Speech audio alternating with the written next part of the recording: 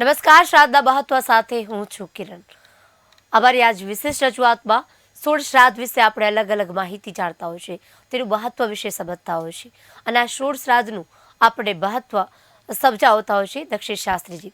દક્ષિણ શાસ્ત્રીજી, તમારું સ્વાગત છે. હર હર મહાદેવ. હર હર મહાદેવ શાસ્ત્રીજી. શાસ્ત્રીજી, આપણે સોળ શ્રાદ્ધનું દરેક દિવસે અલગ અલગ મહત્વ જાણતા હોય છે અને આજે 11નો દિવસ છે. આ દિવસ સોળ શ્રાદ્ધ માટે નહીં, પરંતુ કહેવાય કે 12 મહિના 365 દિવસ જ્યારે બી જે પણ મહિનાની 11 આવતી હોય છે તે પવિત્ર ગણવામાં આવતી હોય છે. ત્યારે આજના દિવસનું આ મહત્વ આ સાથે જ કહેવાય છે કે સંસારમાં પ્રાણીઓની અનેક યોનિઓ હોય છે અને તેમાં મનુષ્ય સિવાયની કોઈ યોનિમાં આત્મજ્ઞાન કે આત્મ સાક્ષાત્કાર પ્રાપ્ત થઈ શકતો નથી. માત્ર મનુષ્ય યોનિમાં જ આ પ્રક્રિયા, જેવી કે હું કોણ છું, મારો જન્મ શા માટે થયો છે, મારું સ્વરૂપ શું છે, મારા જીવનનું ઉદ્દેશ્ય શું છે, બંધન કે દુઃખમાંથી મુક્તિ કેવી રીતે થઈ શકાય, તેના ઉપાયો શું છે વગેરેનો વિચાર કરી શકાય છે. મનુષ્યના જીવનમાં બે પ્રયોજનો છે અને એક પોતાની સાંસારિક જીવનમાં ઉન્નતિ કરવી અને બીજું મુક્તિ કે મોક્ષની પ્રાપ્તિ કરવી. ત્યારે આજનો આ દિવસ છે એકાદશીનો, અને પવિત્ર એકાદશીનો દિવસનું શું મહત્વ છે અને શ્રાદ્ધમાં એકાદશીનું શું વિશેષ મહત્વ રહેલું છે તે સમજાવશો. જગદગુરો નમસ્તુભ્યમ શિવાય શિવદાય ચ યોગીન્દ્રાણાં ચ યોગીન્દ્ર ગુરુણામ ગુરવે નમઃ. એકાદશીનું પર્વ એટલે ઇન્દિરા એકાદશી આજે, અને શ્રેષ્ઠ પર્વ, અને તેમાં પણ દુર્લભો માનુષો જન્મ. એવું કહેવાય છે કે ભાઈ મનુષ્ય 84 લાખ યોનિમાંથી મનુષ્ય યોનિનો જે અવતાર મળો ને એ દુર્લભ છે. સ્થૂલ દેહ અને સૂક્ષ્મ દેહ, બે પ્રકારના દેહ છે. આપણે દરરોજ નિત્ય શ્રાદ્ધનું મહત્વના પ્રોગ્રામમાં અવારનવાર આપણે કહેતા હોય ભાઈ આ 16 દિવસ પર્યંત ગરુડ પુરાણ અને શ્રીમદ ભગવદ્ ગીતાનું વાંચન કરવું જોઈએ. એની અંદર ગરુડ પુરાણની અંદર જે પ્રથમ, દ્વિતીય, તૃતીય ઇત્યાદિ અધ્યાયની અંદર મનુષ્યના પાપ કર્મની ગણના બતાવી છે અને પાપ કર્મ પ્રમાણે તેમની યમ યાતના અને ગતિ બતાવી છે. ત્યાર પછી જે નદી પાર કર્યા પછી જે સદગતિ પ્રાપ્ત થાય અને દશા, એકાદશા, દ્વાદશા ઇત્યાદિ જે દેહનો ત્યાગ કર્યા પછી જે કર્મ કરવામાં આવે છે, ઓર્ધોદયિક શ્રાદ્ધ ઇત્યાદિ જે શ્રાદ્ધ કરવામાં આવે છે, દશા, એકાદશા, દ્વાદશા, ત્યાર પછી એ શ્રાદ્ધ કર્યા પછી જે આત્માની જે ગતિ થાય છે અને ગતિ પ્રમાણે 15મા અધ્યાય અને 16મા અધ્યાયની દાનથી જે પુણ્ય પ્રાપ્ત થાય છે. અને ત્યાર પછી જે 16મા અધ્યાયની અંદર સૂક્ષ્મ દેહ અને સ્થૂલ દેહ એટલે વ્યવહારિક દેહ, એટલે આપણને જે જન્મ મળ્યો છે, મનુષ્યનો અવતાર મળ્યો છે, 84 લાખ યોનિ છે. 84 લાખ યોનિમાંથી એવું કહેવાય છે કે ભાઈ દુર્લભો માનુષો જન્મ. મનુષ્યનો જન્મ મળવો ને દુર્લભ છે. પેટથી, ગર્ભથી, ઇંડક દ્વારા, રજક દ્વારા, જરા દ્વારા ઇત્યાદિ જે પણ 4 પ્રકારની યોનિ છે કે એ મેદસ્વી દ્વારા એટલે પરસેવાથી ઉત્પન્ન થનારી આ તમામ યોનિને જ્યારે ચક્કર પરિભ્રમણ કરતા કરતા કરતા સત્કર્મ કરતા કરતા જ્યારે મનુષ્યનો જન્મ પ્રાપ્ત થાય છે અને મનુષ્ય જન્મની અંદર પણ જ્યારે આપણે સ્થૂલ અને સૂક્ષ્મ બંને દેહને જ્યારે જાગૃત નથી કરતા, સત્કર્મ નથી કરતા, દાન ઇત્યાદિ નથી કરતા, જપ ઇત્યાદિ નથી કરતા, તો પુનરપી જન્મ અને પુનરપી મરણમ, પુનઃજન્મ અને પુનઃ મરણના ફેરાની અંદર હંમેશા પરિભ્રમણ યાત્રા કરવાનું હોય છે. એટલે પુનઃ પાછા કીટ પતંગાદી યોનિમાં ફરતા ફરતા ફરતા પાછા મનુષ્ય જન્મ પ્રાપ્ત થાય કે ન થાય. એટલા માટે જે આગળ કહ્યું છે કે ભાઈ દુર્લભો માનુષ્ય જન્મ, મનુષ્યનો જન્મ મળવો એ દુર્લભ છે. એમાં પણ શ્રેષ્ઠ કુળમાં જ્યારે જન્મ મળે ને ત્યારે આપણે કેટલા જન્મના અસંખ્ય પુણ્યનો જ્યારે ઉદય થાય ત્યારે શ્રેષ્ઠ યોનિમાં આપણને જન્મ પ્રાપ્ત થતો હોય છે. ત્યારે સત્કર્મ કરવાના હોય, સ્થૂલ સૂક્ષ્મ દેહ અને અષ્ટાધ્યાયી રુદ્રીની અંદર 6ઠ્ઠા અધ્યાયની અંદર છેલ્લા 4 મંત્ર છે. એ મંત્રની અંદર આ જે વ્યવહારિક દેહ છે એટલે શરીર છે, એ શરીરનું વર્ણન છે કે ભાઈ લોમભ્ય સ્વાહા, લોમભ્ય સ્વાહા, ત્વચે સ્વાહા, ત્વચે સ્વાહા, લોહિતાય સ્વાહા, લોહિતાય સ્વાહા. એટલે શરીરની ચામડી, મજ્જા, નસ, સ્નાયુઓ, ઇન્દ્રિયો ઇત્યાદિ જે પણ છે તે તમામ વસ્તુ દ્વારા પરમાત્માને અર્પણ કરી અને અર્પણ, સમર્પણ, તર્પણ ઇત્યાદિ જે ભાવ કરી અને શ્રદ્ધાપૂર્વક જે શ્રાદ્ધ ઇત્યાદિ કરે છે તેને સદગતિની પ્રાપ્તિ થાય છે. આજે ઇન્દિરા એકાદશીનું પર્વ, ગઈકાલે જ આપણે આજે એકાદશીનું વ્રત આજે અને ગઈકાલે જ એકાદશીનું શ્રાદ્ધ કર્યું હતું. શ્રાદ્ધ પક્ષની અંદર એકાદશીના દિવસે શ્રાદ્ધ કરવાનું હોતું નથી, કારણ કે એકાદશીના દિવસે અન્ન ગ્રહણ ન કરાય અને એમાં વિશેષમાં તો અક્ષત તો ક્યારેય પણ ગ્રહણ ન કરી શકાય. એટલે અન્નનો ત્યાગ કરી અને જે વ્રત કરે છે એ વ્રત કરવાથી વ્રત કરનારને તો ઉત્તમ ગતિ પ્રાપ્ત થાય છે, મોક્ષની સ્વર્ગની પ્રાપ્તિ થાય છે. આયુર્વિદ્યા ધનમ પુત્રમ, આયુ વિદ્યા ધન પુત્રાદિની સુખની પ્રાપ્તિ થાય છે. પરંતુ જે મનુષ્ય એકાદશીનું વ્રત કરે છે તેના તમામ પૂર્વજોએ જન્મ પર્યંત જો કોઈ પણ સત્કર્મ નથી કર્યું અને સત્કર્મ ન કરવા છતાં જ્યારે દેહનો ત્યાગ થયો હોય અને તેમની પાછળ કોઈ પણ પ્રકારના દશા, એકાદશા, દ્વાદશા, કોઈ પણ પ્રકારના શ્રાદ્ધ ન થયા હોય, સત્કર્મ ન થયા હોય, દાન ન થયા હોય, પરંતુ જો કોઈ સ્વજન એકાદશીનું વ્રત કરી અને એકાદશીના વ્રતનું પુણ્ય તે જો પિતૃને અર્પણ કરવામાં આવે તો ચોક્કસથી તે પિતૃઓને ઉત્તમ ગતિ, ઉત્તમ લોકની પ્રાપ્તિ થતી હોય છે. એટલે વિષ્ણુ પદની પ્રાપ્તિ થતી હોય છે. એટલે આજના એકાદશીનું વ્રત સવિશેષ મહત્વ છે. ઇન્દિરા એકાદશી અને એકાદશીના દિવસે ક્યારેય શ્રાદ્ધ કરવાનું હોતું નથી. એકાદશીનું વ્રત જ્યારે હોય, એકાદશીનું પર્વ, ત્યારે એકાદશીનું શ્રાદ્ધ હંમેશા દ્વાદશીના દિવસે કરવાનું હોય છે. પરંતુ ગઈકાલે એકાદશીનો વ્રતનો પ્રારંભ થઈ ગયો હતો એટલા માટે ગઈકાલે એકાદશીનું શ્રાદ્ધનું મહત્વ હતું. કારણ જ્યારે અવારનવાર જ્યારે શ્રાદ્ધ પક્ષ આવે ત્યારે શાસ્ત્ર સંમત વાત છે કે ભાઈ એકાદશીના દિવસે શ્રાદ્ધ કરવામાં આવતું નથી, પરંતુ એકાદશીનું શ્રાદ્ધ દ્વાદશીના દિવસે, દ્વાદશી અને એકાદશીનું શ્રાદ્ધ સાથે કરવાનું હોય છે. આજે ઇન્દિરા એકાદશી છે અને ઇન્દિરા એકાદશી એટલે સમસ્ત પાપોનો નાશ કરવાવાળી એકાદશીનું વ્રત કહી શકાય છે. એટલે કે એકાદશીના આજના દિવસે આ શ્રાદ્ધ છે એ કરવામાં નથી આવતું. એકાદશી અને દ્વાદશીનું જે છે તેમાં શ્રાદ્ધ કરવામાં આવે છે. શાસ્ત્રીજી, આપણે આપણા ધર્મ લોકોમાં કહેવામાં આવ્યું છે કે જે રીતે અગિયારસ છે, એકાદશી છે, ત્યારબાદ અમાસ છે કે કોઈ પણ શ્રાવણ માસ છે, આ સાથે અલગ અલગ બીજું જે બધા સારા એવા વાર કહેવામાં આવશે એ બધા હોય છે. આ દિવસે જ્યારે વ્યક્તિ પોતાના જીવનો ત્યાગ કરે છે ત્યારે એમ કહેવાય છે કે આ દિવસ ખૂબ મહત્વનો હોય છે અને આજના દિવસે તેમને મોક્ષ મળી ગયો હોય છે અને ભગવાનના દ્વાર ખુલ્લા હોય છે. જી, શ્રેષ્ઠ પર્વની અંદર જ્યારે શરીર ત્યાગ કરે એટલે ચોક્કસ એમને ઉત્તમ ગતિ પ્રાપ્ત થાય. પરંતુ દેહ ત્યાગ કરવા માટે પણ ગરુડ પુરાણની અંદર વર્ણન છે કે ભાઈ સામાન્ય આપણે ભીષ્મ પિતામહની વાત કરીએ તો ભીષ્મ પિતામહને ઈચ્છાધારી મૃત્યુ હતું. તે છતાં પણ તેમણે ઉત્તરાયણની રાહ જોઈ કે ભાઈ ઉત્તરાયણ આવે, બાણ સૈયા પર હતા, યુદ્ધ સમાપ્ત થઈ ગયું અને શરીરની અંદર શૂલ પીડા એટલે બાણોની જે પીડા હોવા છતાં પણ તેમણે પોતાનો દેહનો ત્યાગ નહોતો કર્યો અને શ્રી કૃષ્ણ પરમાત્માની એમણે સ્તુતિ વંદના કરી હતી, જેને શ્રીમદ ભાગવતની અંદર ભીષ્મ સ્તુતિથી ઓળખાય છે. તો ભીષ્મ સ્તુતિ ભીષ્મ દેવે શ્રી કૃષ્ણ પરમાત્માની સ્તુતિ વંદના કરી હતી અને એમને ઈચ્છાધારી મૃત્યુ હોવા છતાં પણ તેમણે ઉત્તરાયણની રાહ જોઈ હતી. ભાઈ ઉત્તરાયણનો જે પર્વ આવે એટલે જ્યારે સૂર્યનારાયણ છે દક્ષિણાયનમાંથી ઉત્તરાયણ તરફ ગતિ કરે અને સૂર્યદેવ છે એ મકર રાશિમાં, ધનુ રાશિમાંથી પ્રવેશ કરે, ત્યાર પછી તેમણે દેહનો ત્યાગ કર્યો હતો. એટલે હંમેશા ઉત્તરાયણના એટલે સૂર્યની ગતિ ઉત્તર દિશા તરફ હોય ત્યારે જ્યારે દેહ ત્યાગ થાય તેને ઉત્તમ કહેવાય છે.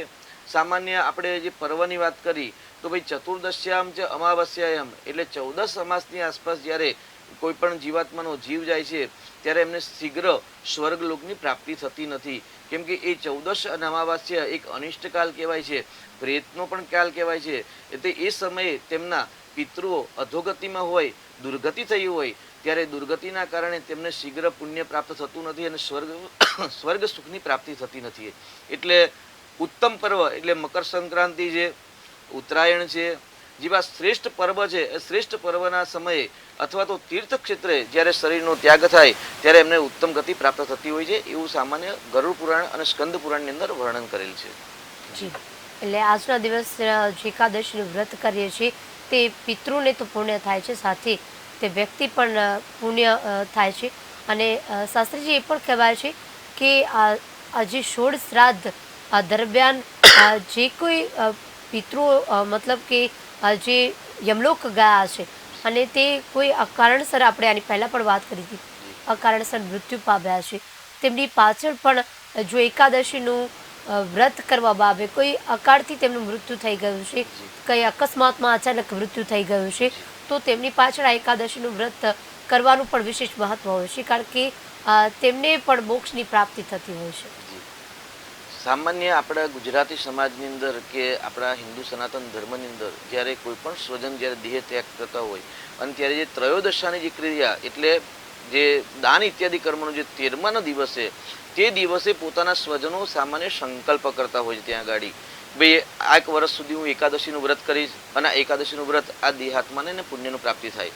એટલે સામાન્ય એવું કહે છે ભાઈ કોઈ એકાદશીનું પર્વ કરો પરંતુ તન્મે મનઃ શિવ સંકલ્પમસ્તુ. આપણે શ્રાવણ માસની અંદર પણ ચર્ચા કરી હતી કે સંકલ્પ વગર ક્યારેય સિદ્ધિ થતી નથી. આપ કોઈ પણ જપ કરો છો, વ્રત કરો છો, તપ કરો છો, દાન કરો છો, નિત્ય નૈમિતિક ઇત્યાદિ કોઈ પણ સત્કર્મ અથવા તો ષટકર્મ ઇત્યાદિ કરો છો, સંધ્યા વંદન ગાયત્રી જપાદી કરો છો, પરંતુ દરેક કર્મ બે પ્રકારના છે. એક નિષ્કામ કર્મ છે અને એક સકામ કર્મ છે.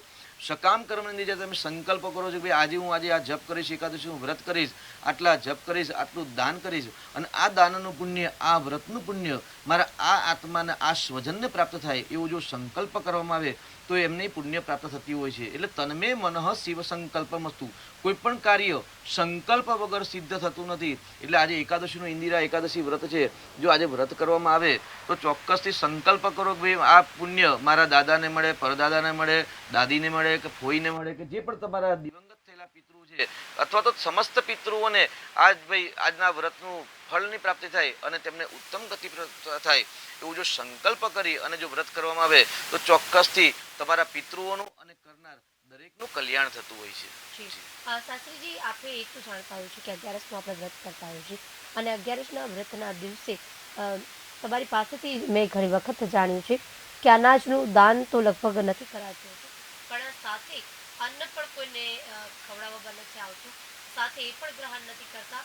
અન્ન જેટલું ન ખાવું હોય તેટલું મતલબ એ પાપ ગણવામાં આવે છે. આજના દિવસે એકાદશી, કોઈ પણ એકાદશી હોય, શ્રાદ્ધની હોય કે અન્ય કોઈ પણ મહિનાની હોય, તો એકાદશીનું વ્રત કઈ રીતે કરવું જેનાથી વિશેષ ફળની પ્રાપ્તિ થાય? જી, ઇન્દિરા એકાદશી એટલે એકાદશીનું વ્રત કરો ત્યારે અન્ન ખાવાનું કે ગ્રહણ કરવાનું હોતું નથી. સામાન્ય એકાદશીનું વ્રત છે ઉપ અને વાસ, પરમાત્મા સાથે નજીક બેસવું અથવા તો ભગવાનનું સંકીર્તન કરવું. સામાન્ય દરેક એકાદશીના વ્રતની અંદર યુધિષ્ઠિર, ધર્મરાજ યુધિષ્ઠિર અને કૃષ્ણદેવનો સંવાદ છે. પરંતુ ઇન્દિરા એકાદશીની અંદર ગોપીઓ અને રાધાનો સંવાદ છે જે ગર્ગ સંહિતાની અંદર વર્ણન કરેલું છે. કે ભાઈ ગોપીઓએ જણાવ્યું હતું કે ભાઈ રાધાજી આપ એવા કયા પુણ્ય કે તપ કર્યા હતા જેનાથી તમને કૃષ્ણ પરમાત્માની પ્રાપ્તિ થઈ. અમને પણ કૃષ્ણ પરમાત્માની પ્રાપ્તિ કરવી છે, અમારે પણ કૃષ્ણ જોઈએ છે. ત્યારે રાધાજીએ ગોપીઓને આજના ઇન્દિરા એકાદશીના વ્રતના વિશે મહાત્મા કહ્યું કે ભાઈ તમે પણ ઇન્દિરા એકાદશીનું વ્રત કરજો. ઇન્દિરા એકાદશીનું વ્રત કરવાથી તમને પુણ્યની પ્રાપ્તિ થશે અને શ્રી કૃષ્ણ પરમાત્માની આનંદની અનુભૂતિની પ્રાપ્તિ થશે. એકાદશીના વ્રતને દિવસે નિરાહાર રહેવાનું છે, દાન નથી કરવાનું. એકાદશીના વ્રતનું મહત્વ સામાન્ય આપણે દરેક એકાદશીના દિવસે આપણે જ્ઞાન ગોષ્ઠી કરતા હોય છે અને જ્ઞાન ગોષ્ઠીમાં કહ્યું છે ભાઈ શૌચાદિ નિત્ય કર્મ કરી, સંકલ્પ કરી અને વિષ્ણુ સહસ્ત્ર, ગોપાલ સહસ્ત્ર, શ્રીમદ ભગવદ્ ગીતા આદિ ગ્રંથોનું સ્વાધ્યાયન, ઓમ નમો ભગવતે વાસુદેવાય કે ઓમ નમો નારાયણ કે આદિ જે પણ મંત્ર હોય તે મંત્રના જપ, રટન, નામ સંકીર્તનમ, ભજન કીર્તન ઇત્યાદિ કરવાના. રાત્રિ જાગરણ કરી અને દ્વાદશીના દિવસે નિત્ય કર્મ કર્યા પછી શૌચાધિપતે નિત્ય કર્મ કરી અને શુદ્ધ વસ્ત્ર ધારણ કરી અને ત્યાર પછી અન્નનું દાન કર્યા પછી અન્ન અને જલ ગ્રહણ કરવાનું છે. આ રીતે જે વ્રત કરવામાં એ વ્રતનું સંપૂર્ણ ફળ પ્રાપ્ત થતી હોય છે. દરેક વ્રતની અંદર જાગરણનું સવિશેષ મહત્વ છે અને જાગરણ વિશે નાની નાની જ્યારે દીકરીઓ, ગોરીઓ ઇત્યાદિ જે વ્રત કરતા હોય ત્યારે જાગરણ કરતા હોય છે. એટલે દીકરીઓને તો ખ્યાલ જ હોય કે જાગરણનું મહત્વ શું છે. એટલે દરેક વ્રતની અંદર જાગરણનું મહત્વ છે. અને રાધાજીએ સ્વયં પોતાના મુખથી શ્રી કૃષ્ણનું લીલામૃત ગોપીઓને સંભળાવ્યું હતું અને એ ઇન્દિરા એકાદશીનું વ્રત ગોપીઓએ દરેક સાથે વ્રત કર્યું હતું. અને વ્રતના પ્રભાવે કાર્તિક્યામ રાસ મંડલે તેમને કૃષ્ણને પામવાની ઈચ્છા હતી અને એકાદશીના વ્રત કરવાથી તેમને કૃષ્ણ પ્રાપ્ત થયા. અને જ્યારે માક્ષીસ મહિનામાં એટલે કાર્તકની અમાવાસ્યાની આસપાસ જે રાસમંડળ રચાયો એટલે કાર્તિક્યામ રાસ મંડલે એવું શબ્દ ઉચ્ચારણ કરેલું છે કે જ્યારે કાર્તિક માસ અને અન્ય પ્રદેશોમાં માર્ગશીર્ષ માસ, એટલે આમ તો માર્ગશીર્ષ જ માસ કહેવાય. તો માર્ગશીર્ષ માસની અંદર જ્યારે કૃષ્ણએ જે રાસલીલા કરી તેમાં કૃષ્ણ પરમાત્માએ દરેક ગોપીઓને દર્શન આપીને દરેક ગોપીઓ સાથે રાસમંડળ કર્યા હતા. અને એ જ એકાદશીના વ્રતનું ફળ હતું. અને એકાદશીના ફળનું બહુ જ મહત્વ છે. ભ્રષ્ટ રાજ્ય થયું હોય, નષ્ટ રાજ્ય થયેલું પુનઃ પ્રાપ્તિ થાય છે. સંતાન, ધન ધાન્ય, પુત્ર પૌત્રાદિ, મોક્ષ આદિ ઘણા બધા વર્ણન તો આજેના વ્રતની અંદર મહાત્મામાં શ્રી કૃષ્ણ પરમાત્માએ સ્વયં વર્ણન કરેલું છે. અલગ અલગ ગ્રંથોની અંદર અલગ અલગ વર્ણન છે, પરંતુ આ એકાદશીનું વર્ણન સવિશેષ ગર્ગ સંહિતાની અંદર રહેલું છે. ગર્ગાચાર્ય એટલે શ્રી કૃષ્ણ પરમાત્માને કુલગોર હતા, તેમને પણ એમને જ્ઞાન આપ્યું હતું. અને ગર્ગાચાર્યના જે ગર્ગ સંહિતા છે એ ગર્ગ સંહિતાની અંદર એકાદશીના વર્ણનનું સવિશેષ મહત્વ રહેલ છે. જી એટલે કહેવાય કે અભિમાન, ક્રોધ, બેદરકારી, આળસ, ચીડિયાપણું આ 5 શત્રુઓ પર કાબુ મેળવવો તો સત્કર્મ જરૂરી છે, દાન પુણ્ય જરૂરી છે, વ્રત કરવા જરૂરી છે. વ્રત કરવાથી તમારા શારીરિક અને માનસિક બંને મળે છે, જેનાથી તમે વ્રત કરો. અને આ વ્રત શાસ્ત્રીજી તમે કહ્યું કે મોક્ષ મેળવવા માટે, સંપત્તિ મેળવવા માટે દરેક વ્યક્તિએ જે કંઈ મેળવવું હોય તેના માટે વ્રત જપ તપ કરવું જરૂરી છે અને તેના વગર કશું જ પ્રાપ્ત થતું નથી. શાસ્ત્રીજી, 11નું વ્રત એવું છે કે તમે કહ્યું કે સંકલ્પ કરવો જરૂરી છે. જો આપણે સંકલ્પ કોઈની પાછળ કરતા હોય તો ધારો કે તમે કહ્યું દાખલા તરીકે કે તમે કોઈ વ્યક્તિ તમારા જે પિતૃઓ પાછળ કરતા હોય તો તેનું નામ લઈ અને આ વ્રત કરો, જેથી તેમની પાછળ તેમને પુણ્યદાન કરી શકાય. આ સાથે શાસ્ત્રીજી એ જણાવશું કે આપણે જે 12 માસની 11 આવતી હોય છે, આ સાથે આપણે મનમાં કોઈ પણ મનવાંછિત ફળ મેળવવું હોય તો આ વ્રત કઈ રીતે કરવું, અને મનવાંછિત ફળમાં સૌથી શ્રેષ્ઠ કયો મંત્ર છે જે ભગવાનનું સ્મરણ કરવાથી આપણને એ મનવાંછિત ફળ મળી શકે છે? તન્મે મનઃ શિવ સંકલ્પમસ્તુ. પહેલા તો આપણે કહ્યું શબ્દ છે બ્રહ્મ છે, એટલે દરેક મંત્રનો એક પાવર છે. જ્યાં સુધી એ મંત્ર જાગૃત અવસ્થા નથી થતી ત્યાં સુધી સંપૂર્ણ ફળ આપવા માટે સમર્થ નથી. એટલે જાગૃત અવસ્થા, સુસુપ્ત અવસ્થા, દરેકની અવસ્થા અલગ અલગ હોય છે. જેમ આપણે કહ્યું કે ભાઈ અભિમાન, ક્રોધ, બેદરકારી, ચીડિયાપણું આ બધાનો ત્યાગ કરવો જોઈએ. જ્યારે ત્યાગ કરો ત્યારે મન, ચિત્ત, બુદ્ધિ, ચિત્ત, અહંકાર છે એ શુદ્ધ થાય. અને એ પણ ગરુડ પુરાણની અંદર 16મા અધ્યાયની અંદર વર્ણન કરેલું છે કે ભાઈ દેહ છે, 2 પ્રકારના દેહ છે, સ્થૂલ દેહ અને સૂક્ષ્મ દેહ. જે સૂક્ષ્મ દેહ છે, સૂક્ષ્મ દેહ ક્યારે જાગૃત થાય છે કે ભાઈ તમે અભિમાન, ક્રોધ ઇત્યાદિનો જ્યારે ત્યાગ કરો છો ત્યારે તમારું અંદરનું જે ચિત્ત છે એ શુદ્ધ ચિત્ત આત્મા પરમાત્મા સુધી પહોંચવાનો પ્રયત્ન કરે છે. અને જ્યારે શુદ્ધ ચિત્ત વડે પદ્માસન પર બેસી અને પ્રાતઃકાલે કોઈ પણ મંત્રનું જ્યારે ઉચ્ચારણ જ્યારે કરવામાં આવે છે એટલે હોઠ બંધ કરી અને મન, ચિત્ત અને આજ્ઞા ચક્ર પર સ્વાધિષ્ઠાન ચક્ર એટલે મૂલાધાર ચક્રથી લઈ અને સ્વાધિષ્ઠાન ચક્ર પર્યંતની અંદર અને આજ્ઞા ચક્રની અંદર જ્યારે એકાગ્ર મન ચિત્ત કરી અને જ્યારે સહસ્ત્ર ચક્રની અંદર ગુરુમંડળની અંદર ગુરુનું ધ્યાન કરતા કરતા જ્યારે કોઈ પણ જપાખ્ય કરવામાં આવે છે તો ઉત્તમ પ્રકારના મનના જે સંકલ્પો છે એ સંકલ્પ શીઘ્ર પૂર્ણ થાય છે. સંકલ્પના ઘણા બધા પ્રકાર છે. એક પ્રત્યક્ષ છે, અનેક પરોક્ષ છે. પ્રત્યક્ષની અંદર જે આપણે અત્યારે વર્તમાનમાં જે વૈભવ છે, વૈભવ પ્રાપ્ત કરવાની જે અપેક્ષા હોય છે એ અપેક્ષા માટે આપણે એક પાવર જનરેટ કરવાનો હોય છે. અને પાવર જનરેટ હંમેશા પ્રાતઃકાલે શુદ્ધ ચિત્ત દ્વારા થાય છે.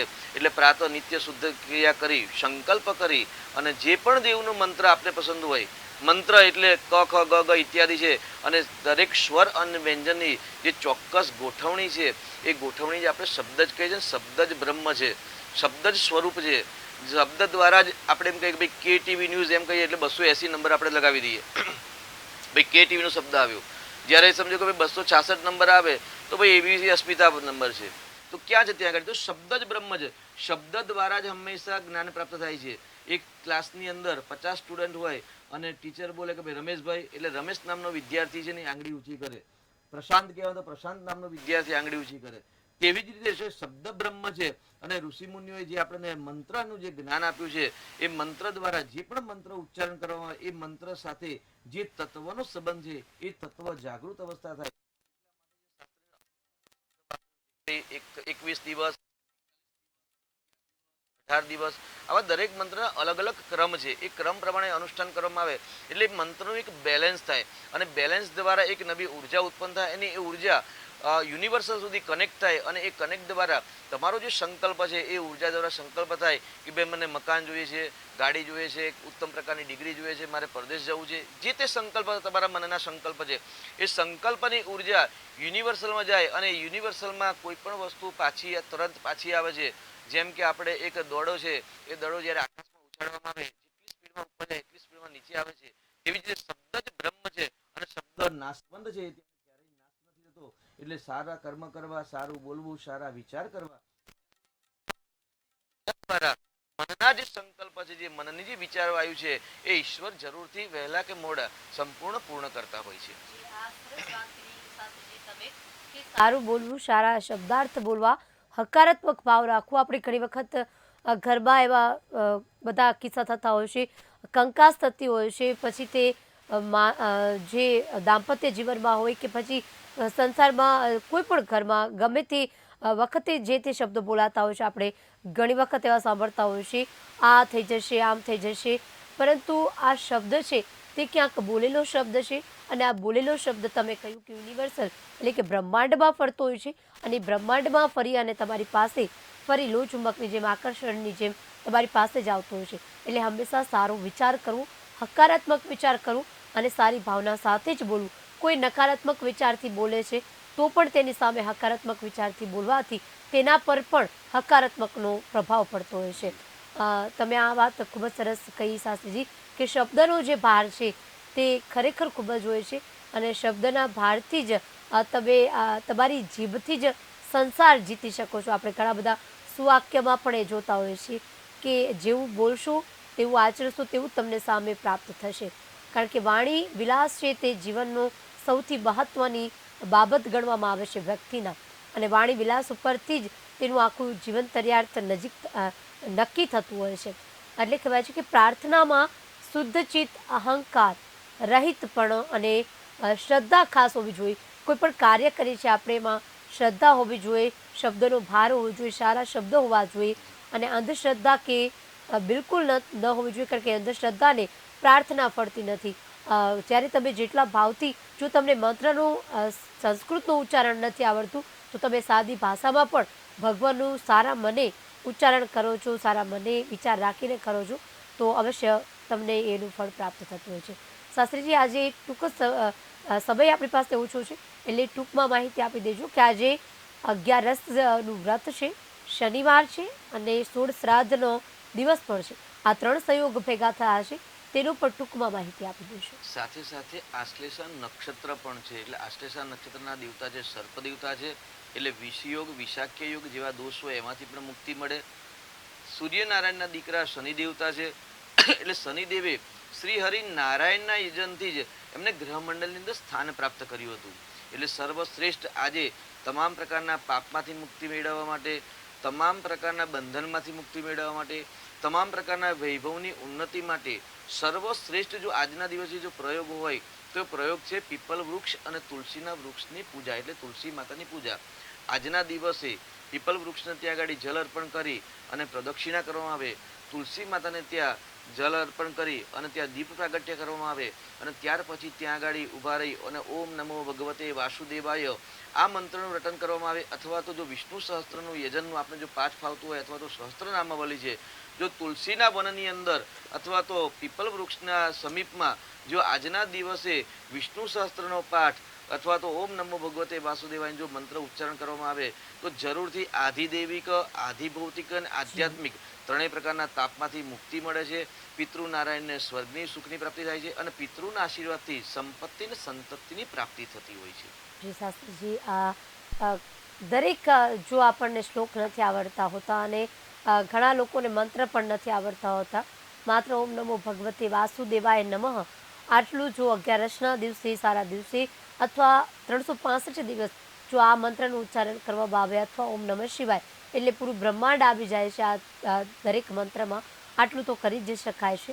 અને આ 16 શ્રાદ્ધ દરમિયાન જો એક માળા શક્ય હોય તો જ્યારે શ્રાદ્ધ તમારા જે તે પિતૃઓનો હોય છે ત્યારે કરી ઓમ નમો ભગવતે વાસુદેવાય કે જે કંઈ મંત્ર આપણને શાસ્ત્રીજી અહીંથી કહેતા હોય છે તે કરી તો અવશ્ય પિતૃઓના આપણને આશીર્વાદ મળતા જ હોય છે અને મળે. શાસ્ત્રીજી, આજના આપણા એપિસોડમાં અત્યારે બસ આટલું જ. અને જો તમે અમારો આ એપિસોડ જોવાનું ચૂકી ગયા છો, શાસ્ત્રીજીએ જે કંઈ તમને શ્રાદ્ધને લગતી, 11ને લગતી કોઈ પણ મંત્રોચ્ચાર કર્યા છે, ફરીથી તમારે તેનું શ્રવણ કરવું છે, સાંભળવું છે, તો તમે ફરીથી અમારી યુટ્યુબ ચેનલમાં ફરીથી આ જ એપિસોડ નિહાળી શકો છો. અમારી યુટ્યુબ ચેનલનું KTV ન્યૂઝ ગુજરાતી આ પર તમે નિહાળી શકશો. આ સાથે બીજું આઈડી છે KTV ન્યૂઝ ગુજરાતી 280. આ બંને પર તમે ફરીથી અમારો આ એપિસોડ નિહાળી શકશો અને જાણી શકશો. આ સિવાય તમને શ્રાદ્ધને લગતા, પિતૃને લગતા અથવા જીવનની કોઈ પણ લગતા સમસ્યાના પ્રશ્નો છે તો દક્ષિણ શાસ્ત્રીજીને તમે કોલ કરી અમારા 3:30 વાગ્યાના ભાગ્ય લાભમાં ચોક્કસથી જાણી શકો છો, અને અહીંયાથી તમને તેનો અવશ્ય તમારા સમસ્યાનું સમાધાન મળશે. તો આજના એપિસોડમાં અત્યારે બસ આટલું જ. આવતીકાલે ફરી મળીશું. રજા આપશો. નમસ્કાર.